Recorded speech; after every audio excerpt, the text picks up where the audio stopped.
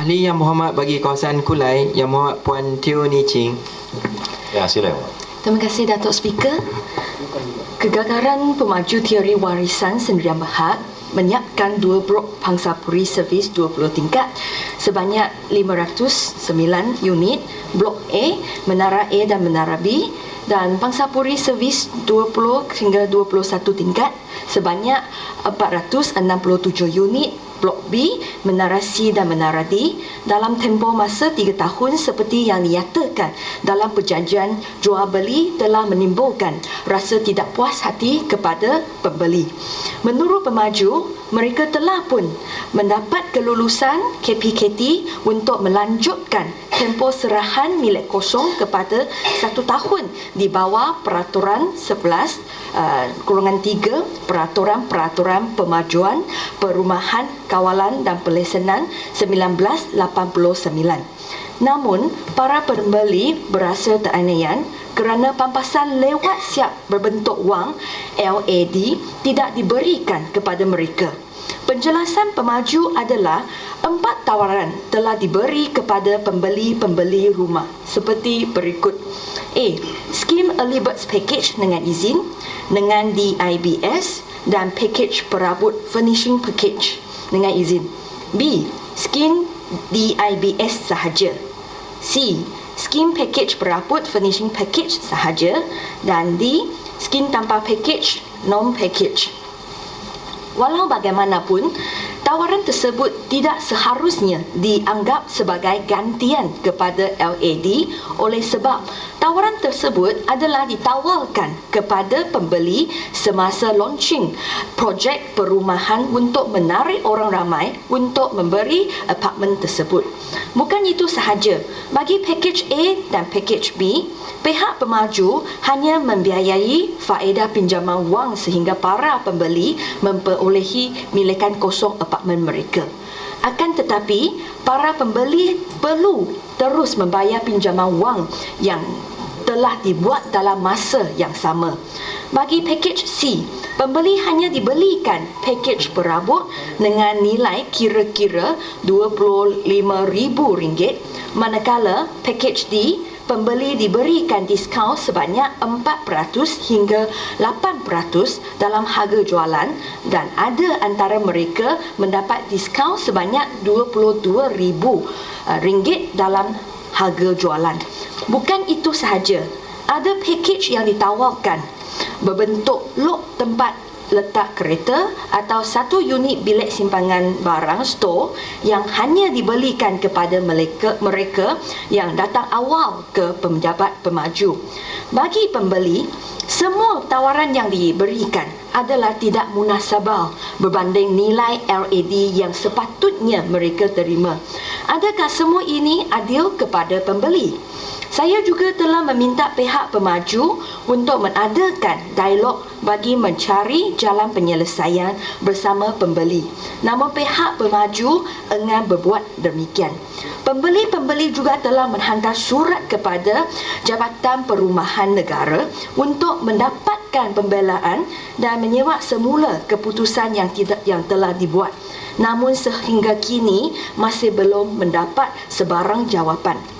Sepatutnya KPKT membela para pembeli dan memberi penjelasan tentang persoalan-persoalan berikut. 1.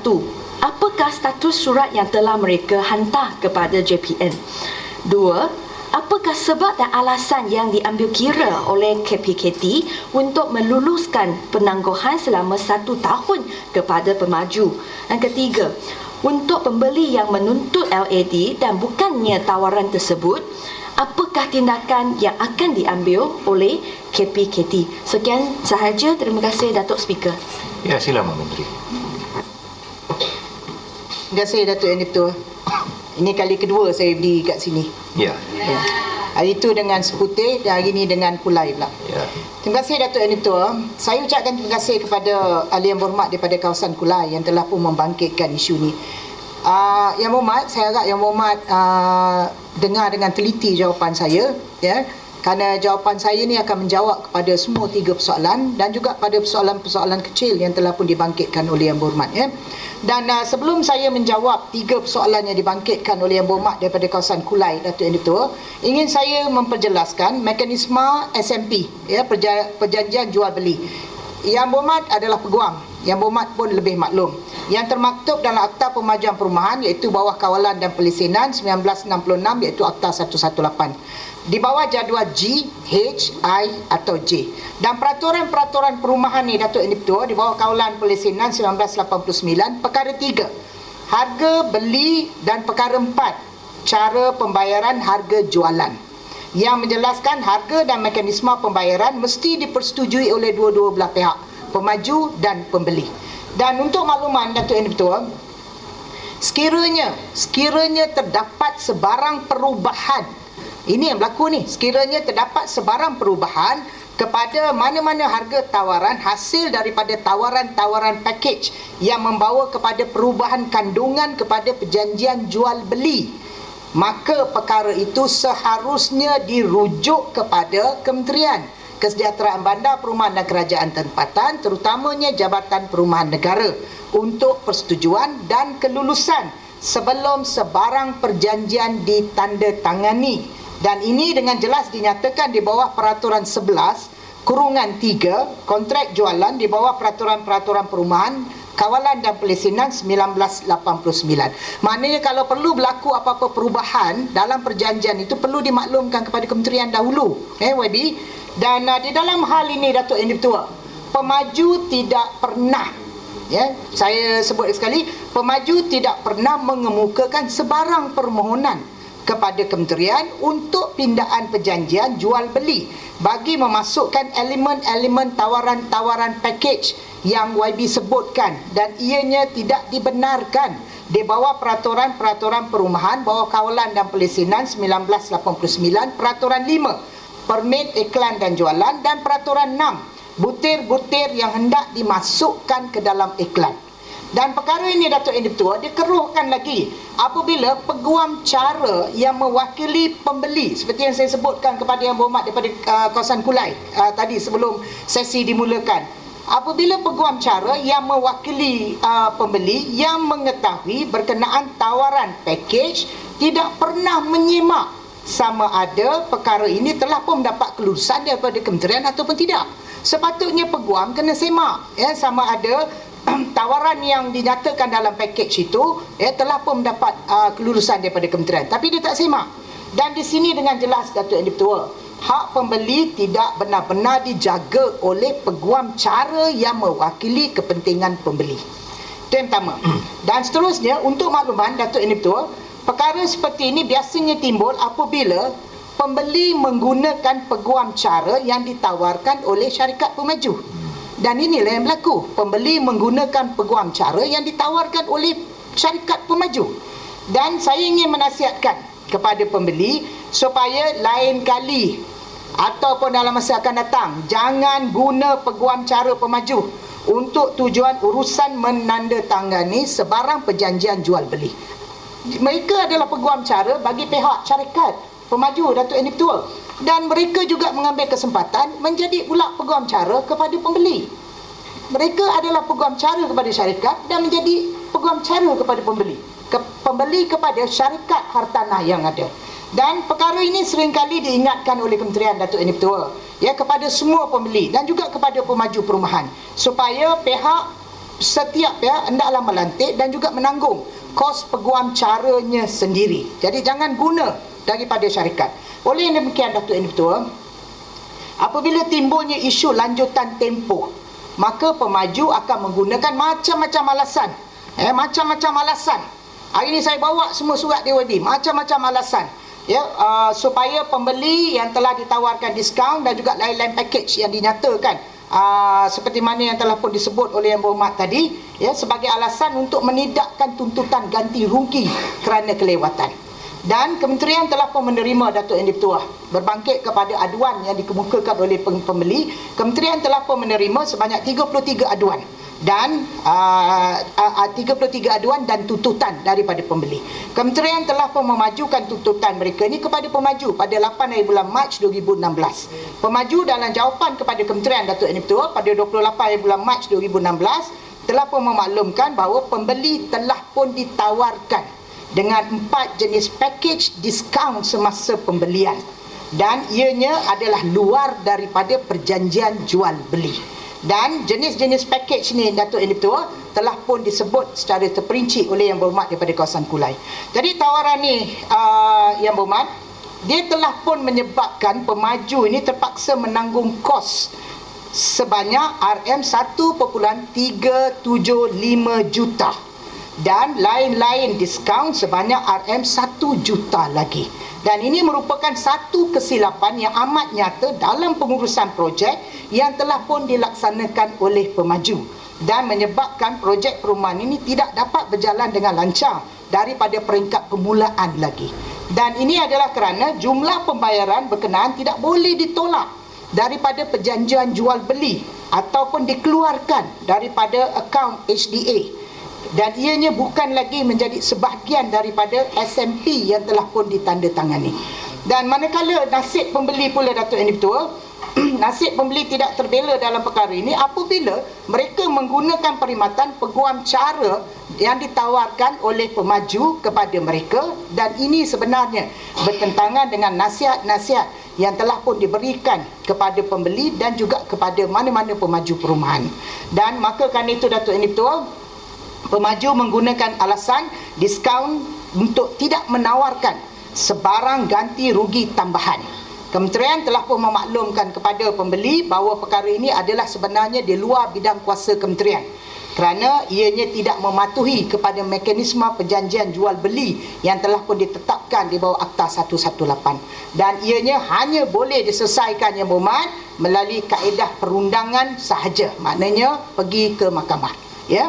Dan Datuk Yang Dipertua, setiap hari saya nak maklum, setiap hari kementerian saya pantau lebih kurang 3,434 pelaksanaan projek perumahan di seluruh negara yang berada di peringkat kepelbagaian pelaksanaan, dan daripada peringkat perancangan sampailah kepada peringkat penyerahan kosong ataupun vacant possession kepada pembeli. Dan kementerian saya hanya mempunyai satu fokus saja, Yang Berhormat, iaitu pembeli harus memiliki rumah yang dibeli. Itu adalah fokus utama kepada kementerian. Dan dalam situasi tertentu ada pemaju yang gagal untuk melaksanakan janji mereka seperti yang mana termaktub dalam perjanjian jual beli, dan ini akan menyebabkan projek-projek yang dikategorikan, projek-projek itu akhirnya dikategorikan sebagai projek lewat ataupun projek sakit. Dan untuk makluman, Datuk Yang Dipertua, di bawah Seksyen 11 Akta 118 dia memberi kuasa, walau bagaimanapun di bawah Akta Seksyen 11 Akta 118 dia memberi kuasa kepada menteri untuk memberikan arahan bagi maksud melindungi kepentingan pembeli. Salah satu daripada perkara di bawah Seksyen 11 _1 A ialah mengarahkan pemaju perumahan mengambil langkah yang sesuai untuk pastikan supaya projek perumahan berkenaan siap dan diserahkan kepada pembeli. Dan Datuk Yang Dipertua, untuk makluman YB, kalau pemaju tak dapat mematuhi keperluan di bawah syarat yang pun diletakkan di bawah Seksyen 11 Akta 118 ini termasuklah kementerian kena menilai aliran tunai projek berkenaan kemampuan pemaju, peratusan siap, berapa fasa terlibat dan berapa jumlah pembeli yang terlibat. Dan kalau pemaju tidak dapat mematuhi keperluan aliran tunai yang mencukupi dan tak mampu nak teruskan projek yang berkenaan, maka kementerian akan kaji supaya langkah yang sesuai dapat dilakukan untuk selamatkan projek yang berkenaan. Jadi apa yang nak dinyatakan, Datuk Yang Dipertua, dalam hal yang dibangkitkan oleh Yang Berhormat daripada kawasan Kulai ini, kementerian menilai dan mendapati pemaju yang berkenaan ini boleh menyiapkan projek dengan perkara-perkara yang saya sebutkan tadi, aliran tunai dan sebagainya. Kedua, pemaju telah pun membahagikan projek berkenaan kepada 2 fasa bagi membolehkan aliran tunai positif menyiapkan kedua-dua projek. YB tahu fasa blok A, fasa menara A, blok A bagi menara AB, fasa blok B bagi menara C dengan D, dan kita kaji bahawa pemaju telah pun menyatakan bahawa boleh membahagikan projek berkenaan kepada 2 fasa, dan projek bagi fasa A sudah hampir 95% siap, untuk membolehkan aliran tunai positif menyiapkan kedua-dua fasa. Kita tak boleh melihat kepada blok A saja, kepada menara A dan C, tetapi juga kita kena melihat kepada menara yang satu lagi yang mengandungi dua blok tadi. Dan maka demi menjaga kepentingan kebajikan dan kepentingan pembeli, Datuk Yang Di-Pertua, bagi fasa kedua, fasa pertama dah nak hampir selesai ni, tapi bagi fasa kedua yang belum bermula lagi ni, maka kementerian perlu, Datuk Yang Di-Pertua, meluluskan lanjutan tempoh ataupun EOT supaya aliran wang tunai ini tidak terganggu untuk kita selesaikan fasa yang kedua. Dan dalam mengambil keputusan ini, Datuk Yang Di-Pertua, kementerian telah pun mengambil kira kepentingan keseluruhan 976 pembeli, dan untuk memastikan supaya projek fasa 2 ini tidak akan menjadi projek terbengkalai. Jadi saya mengharap mudah-mudahan Yang Berhormat balik nanti boleh cakap dengan pembeli-pembeli ini. Pembeli pun kena fikir, jangan fikirkan tuntutan mereka semata-mata. Siapa nak tanggung sekiranya projek ni siap, dan sekiranya projek ni mengalami kerugian, maknanya kalau projek tak siap, siapa nak tanggung?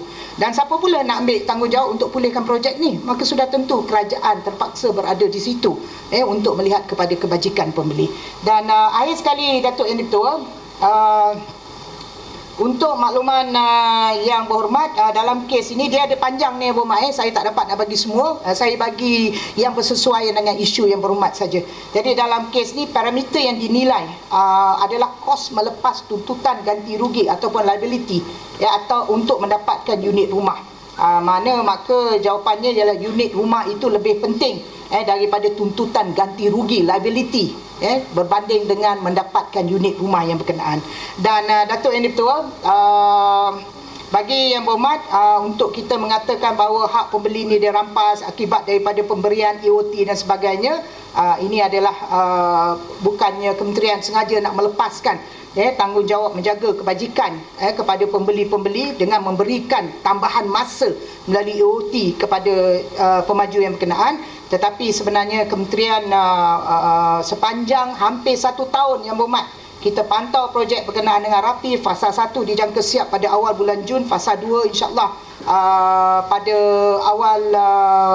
awal bulan November 2016 akan siap. Jadi kita harap mudah-mudahan akan dapat menyelesaikan masalah yang telah pun dibangkitkan. Terima kasih Datuk Yang Di-Pertua. Terima kasih, Muhammad.